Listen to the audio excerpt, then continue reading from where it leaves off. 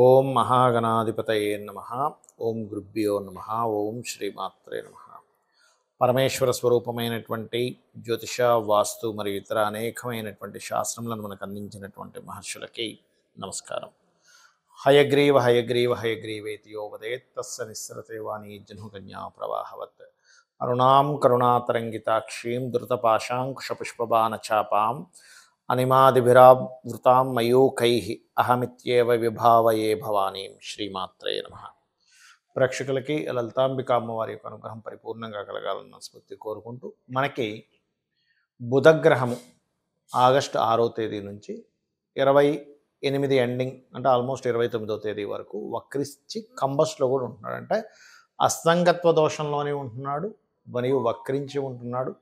బుధ రాశుల్లో కేతు ఉంటూ నీచబడ్డ శుక్రుడు కూడా బుధుడు రాశుల్లోకి వెళ్ళి ఉంటున్నాడు. కాబట్టి ఈ సమయంలో ఎటువంటి విషయాల పట్ల మనం జాగ్రత్త వహించాలి?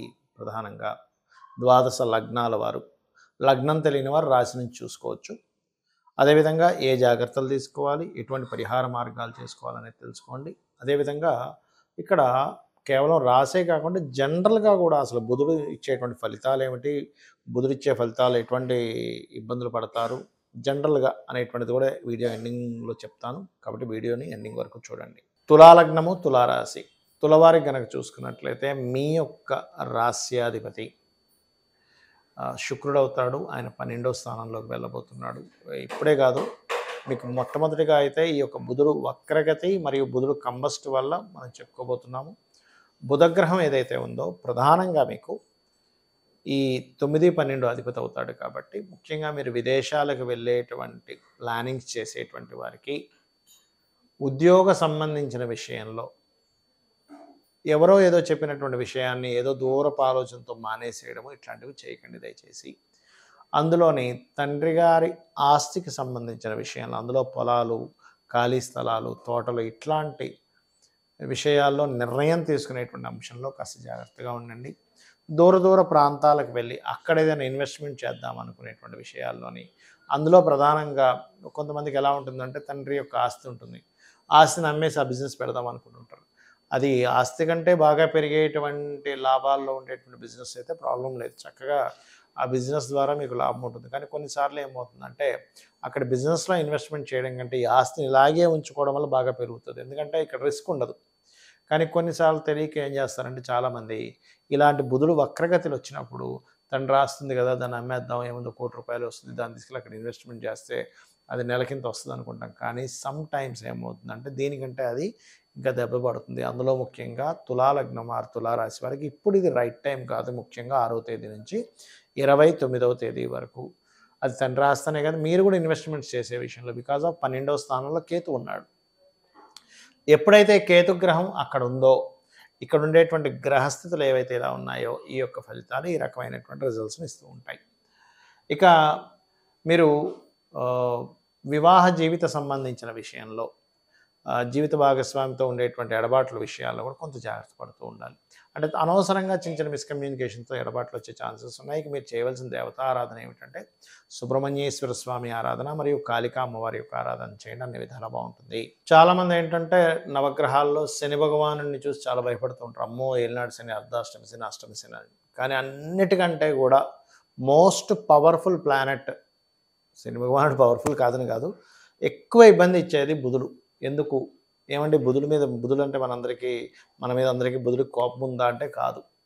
బుధుడికి పూర్వజన్మ కర్మను అందించేటువంటి పోర్ట్ఫోలియో వచ్చింది. అందుకే చూడండి, నోరు బాగుంటే ఊరు బాగుంది అంటారు, అవునా? అలాగే మీరు ఎప్పుడైనా సరే గమనించండి, అప్పులు పాలు ఎక్కువ ఇబ్బంది పడేది ఎక్కడంటే అప్పులు, లేదా రోగము, శత్రుత్వము. ఈ మూడు ఎలా వస్తాయి?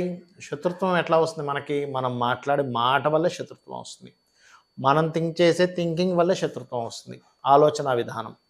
బుధుడు ఆలోచనకు కారకుడు, మాటకి కారకుడు. అలాగే బుధుడు అప్పులకి కూడా కారకుడు. ఎవరికైనా సరే ఎక్కువ అప్పులు ఉన్నాయనుకోండి, వాళ్ళకి కారణం ఏమిటంటే వాళ్ళ జన్మజాతకంలో బుధగ్రహం పాడైంది అని అర్థం చేసుకోవాలి. బుధగ్రహం కనుక పాడైందంటే అప్పుల మూలంగానే ఇబ్బంది పడతారు, ఇది గుర్తుపెట్టుకోండి. అప్పుడు ఏం చేయాలి? ఓం అపర్ణాయే నమః అనే మంత్రం ఒక 40 మినిట్స్ చేయండి రెగ్యులర్గా, మీకు ఖచ్చితంగా బాగుంటుంది. దీంతో పాటు ఇంకొక మంత్రం ఉంటుంది, అంటే ఫైనాన్షియల్ గ్రోత్కి.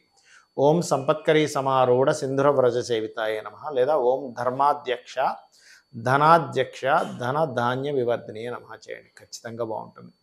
అలాగే ఇక్కడ మరొక విషయం ఏంటంటే, ఈ యొక్క బుధగ్రహానికి సంబంధించినటువంటిది ఎవరికైనా సరే జన్మజాతకంలో బాలేదు, అలాంటప్పుడు వాళ్ళ పేరు మీద అగ్రిమెంట్స్ ఉంచకూడదు. షేర్ మార్కెట్ జోలికి అస్సలు వెళ్ళకూడదు. బుధుడు పాడయ్యాడు అనుకోండి, ఎవరి జన్మజాతకంలో అయినా వాళ్ళు షేర్ మార్కెట్లోకి వెళ్ళారా అయిపోయింది వాళ్ళ పరిస్థితి. Because of share marketing related సంబంధించిన వాటికి బుధుడు కారకుడు. బుధుడు ఎవరి జన్మజాతకంలో అయినా లగ్నాధిపతి అయ్యి లేదా లగ్నంలో ఉండి మంచి పొజిషన్లో ఉన్నారంటే వాళ్ళు అపర మేధావులు అవుతారు. అందుకే చూడండి, చాలా మటుకు మిథున లగ్నం వారు, కన్యా లగ్నం వారు మంచి, అంటే వాళ్ళకి మిథున లగ్నం వాళ్ళకి ఏంటంటే తెలివితేటలు బాగుంటాయి, ఎప్పుడు కూడా నాలెడ్జ్ గెయిన్ చేసుకుంటూ ఉంటారు. కన్యా లగ్నం వారు మేనేజింగ్ ఎక్కువగా చేస్తారు. అంటే బుధుడు కనుక బాగున్నాడంటే మేనేజింగ్ స్కిల్స్ ఖచ్చితంగా పెరుగుతాయి, అందులో ఎటువంటి సందేహం లేదు. మరి ఈ బుధగ్రహం యొక్క శక్తి తక్కువగా ఉంది. చాలామంది ఏం చేస్తారు తెలియక, బుధుడు తక్కువ నాకు లోలో ఉన్నాడంటే అందుకని నేను పచ్చబెట్టేసుకుంటా అంటారు. అది తప్పు. ఎప్పుడు కూడా బుధుడు పాడైతే ఆ రత్నం ధరించకూడదు. ఎందుకు? ఇప్పుడు చూడండి, చిన్న ఎగ్జాంపుల్, ఇంట్లో మనం కొన్ని కూరగాయలు తెచ్చుకున్నాము, ఆ కూరగాయల్లో కొన్ని పాడయ్యాయి. పాడవగానే మనం ఏం చేస్తాం, పాడైన కూరగాయని తింటామా, అమ్మో పాడైందని పడేస్తామా? పాడేస్తాం. పాడైనటువంటి వస్తువు మనం తినకుండా పడేస్తాం, ఎందుకు? అది మన బాడీకి ఎఫెక్ట్ చేసే ఛాన్స్ ఉంటుంది. అలాగే ఏదైనా ఒక రత్నము పాడైనప్పుడు పెట్టుకోకూడదు. మరి ఏం చేయాలండి? మీరు ఒకటి గుర్తుపెట్టుకోండి, మీరు పెట్టుకోకూడదు కానీ దాన్ని దానంగా ఇవ్వచ్చు. అంటే అలాగా మీ ఇంటికి దగ్గరలో ఏదైనా ఆలయాల్లో ఏదైనా ఉత్సవాలు జరుగుతున్నాయి, ఏదైనా హారం తయారు చేపిస్తుంది, అప్పుడు పచ్చని పెట్టి హారం తయారు చేపించి ఇవ్వండి. అన్ని డబ్బులు ఉంటే ఒకవేళ డబ్బులు లేవు అనుకునేటువంటి వారు మీరు ఏం చేయొచ్చు అంటే బుధగ్రహం దగ్గర దీపారాధన చేయండి, చాలా సింపుల్గా. లేదా పెసలు దానంగా ఇవ్వండి. గ్రీన్ కలర్ వస్త్రంతో బుధవారం నాడు కేజింబా పెసలు దానంగా ఇవ్వండి. గోవులకి గ్రాసము మరియు గోంగూర, ఆకుకూరలు లాంటివి తినిపించండి. బుధుడు బాగా పాడయ్యాడు మీ జన్మజాతకంలో, మీరు పెసరపప్పుతో సంబంధించినవి తక్కువగా తింటూ ఉండండి. గ్రీన్ కలర్ వస్త్రాలు ఏదైనా ఇంపార్టెంట్ విషయాలకు వెళ్ళినప్పుడు వేసుకోకండి. ఇవి చాలా ముఖ్యంగా పాటించాలి. ఎందుకంటే మనందరికీ కూడా చూడండి, మనకి ఎప్పుడైనా ఏదైనా ఒక సిచ్యువేషన్ మనకు ఫేవర్గా మారింది అంటే మనం మాట్లాడిన మాటే. ఏదైనా మనకి సిచ్యువేషన్ అన్ఫేవర్గా మారింది అంటే మనం మాట్లాడిన మాటే. రిలేషన్స్కి బుధుడు కారకుడు, అప్పులకు బుధుడు కారకుడు, నర్వస్ సిస్టమ్కి బుధుడు కారకుడు, మన స్పాంటేనియస్నెస్కి బుధుడు కారకుడు, మధ్యవర్తిత్వం ఉండడానికి బుధుడు కారకుడు.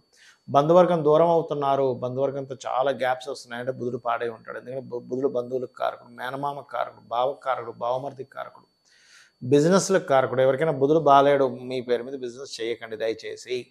ఎందుకంటే మీ పేర్ల మీద బిజినెస్ ఉంది, బుధుడు పాడయ్యాడంటే. అయితే ఇక్కడ క్వశ్చన్ ఏంటంటే, పాడవడం అంటే ఏంటని చాలామందికి అర్థం కాదు. అదేమిటి అంటే, బుధగ్రహం కనుక పాపకత్తిరిలో ఉన్నా, బుధరాశిలో మరో 2 పాపగ్రహాలు ఉన్నా, ఆ యొక్క మహాదశ కానీ ఆ యొక్క గ్రహం కానీ పాడవుతుంది. పాపగ్రహాలు అంటే ఇన్ సెన్స్ నీచబడ్డ కుజుడు కావచ్చు, అంటే కుజుడు కావచ్చు, శని కావచ్చు, కేతువు కావచ్చు.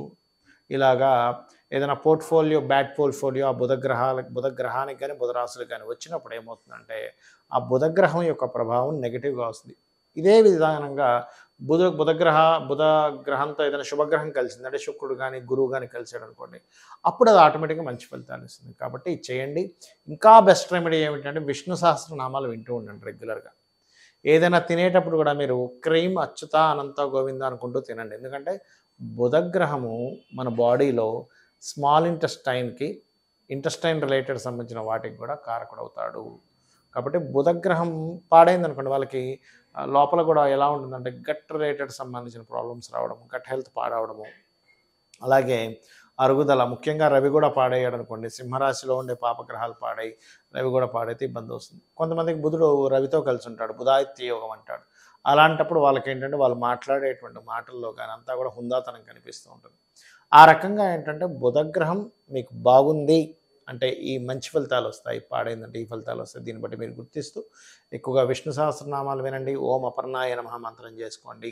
శివుడికి బిల్వంతో మీరు అభిషేకం చేయండి. ఖచ్చితంగా మీకు బుధ అనుగ్రహం కలగడం వల్ల పూర్వజన్మ కర్మ తొలగుతుంది.